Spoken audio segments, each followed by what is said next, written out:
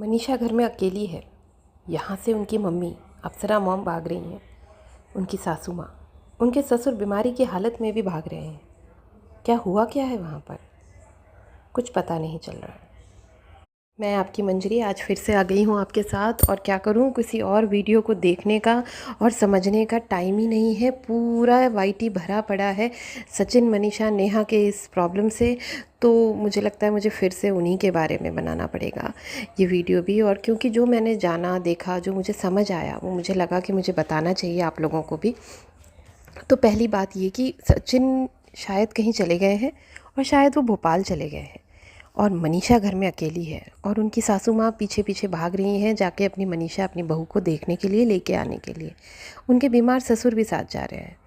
ये क्या हो रहा है, ये सब क्यों हो रहा है? अगर सचिन ने खुद से ये सारी बातें बोली थी और कहा था, तो फिर ये क्यों हो रहा है? जब उसने खुद सॉरी कहा था मनीषा से, तो ये मामला वहीं ख़त्म होके उन दोनों को प्यार से रहना चाहिए था। और सच कहूँ तो कई रिएक्शन चैनल्स में ये बात उठ रही है कि भाई ये हो क्या रहा है, ऐसा नहीं होता। सचिन ने कोई बात कही है अपने लाइफ में, तो उसको उसका स्टैंड लेना चाहिए, और उसको अपनी पत्नी का आप ध्यान देना चाहिए।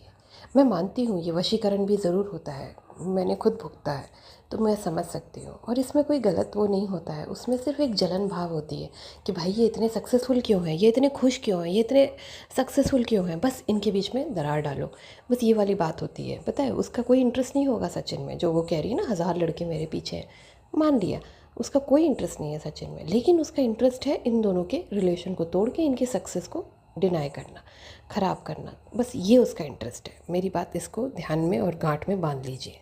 वो ये करने में सक्सेसफुल है। उसने इन दोनों की जोड़ी ख़राब कर दी, उसने पब्लिकली, सोशली इनकी लाइफ ख़राब कर दी।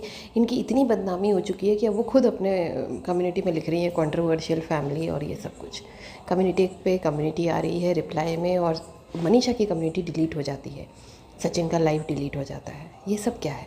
इसीलिए मैं तो मुझे तो समझ ही नहीं आ रहा है कि ये किस किस्म का वशीकरण है। पर है तो ज़रूर, ये एक जलन है, ये जलन भाव है कि गाड़ी में वो नहीं, मैं आके बैठूँगी, जहाँ वो आएगी मैं नहीं आऊँगी। ये सारी चीज़ें जो है ना, बहुत ही बचकानी है, लेकिन बहुत ही सिस्टमैटिक तरीके से ये करी गई है। और एक ब्लॉग में मनीषा ने कहा था बहुत पहले कि ये सब कुछ 1.5 साल से चल रहा है, जब से हमारा नया घर बना है।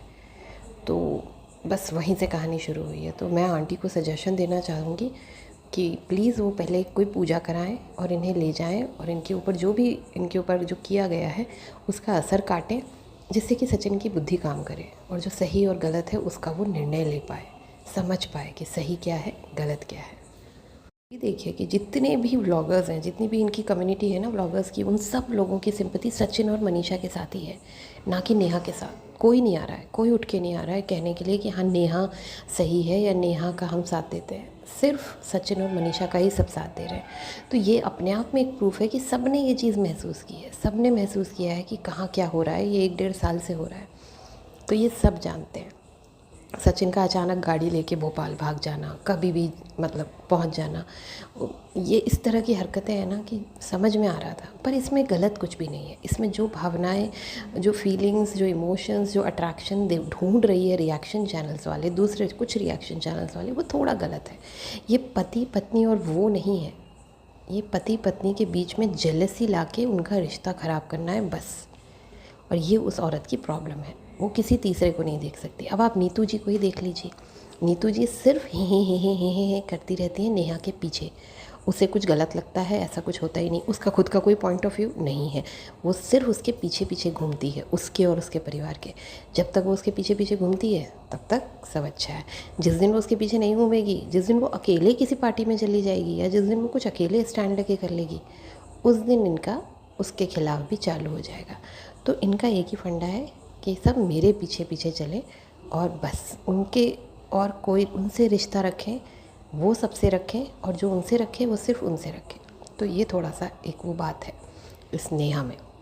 मैं नाम लेके बोल रही हूँ, क्या करेगी यार, चैनल ही बंद करा देगी ना। इससे पहले वाला भी बंद कराया है उसने, ये भी करा देना। वैसे भी मेरे खास कोई फॉलोअर्स नहीं है, सब्सक्राइबर्स नहीं है, तो ठीक है। लेकिन मैं अपनी सच बात सोशल मीडिया पे रखना चाहती हूँ, और इसीलिए मैं रख रही हूँ कि ये सिर्फ जेलसी है। और मैं अप्सरा मॉम को ये रिक्वेस्ट करूँगी कि प्लीज़ इन्हें किसी पंडित या बाबा या मौलवी के पास ले जाएं।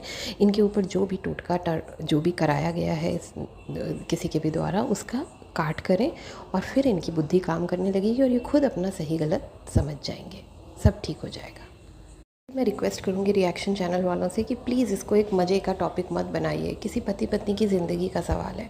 उधर अगर हम दूसरी जगत दीदी को भी देखें तो उनकी शादी होने वाली है, तो किसी का भी रिश्ता मत ख़राब करिए, इसको मजाक मत बनाइए। इसको सेंसिटिव इशू है, सेंसिटिव तरीके से ही हैंडल करिए प्लीज़। और मैं रिक्वेस्ट करूँगी कि सभी मेरा चैनल सब्सक्राइब करें। जो भी सुन रहे हैं प्लीज़ इसे सब्सक्राइब करें। मेरे चैनल में बिल्कुल नेगेटिविटी नहीं मिलेगी आपको। अगर आपको पसंद है पॉजिटिविटी तो प्लीज़ सब्सक्राइब करें। Thank you.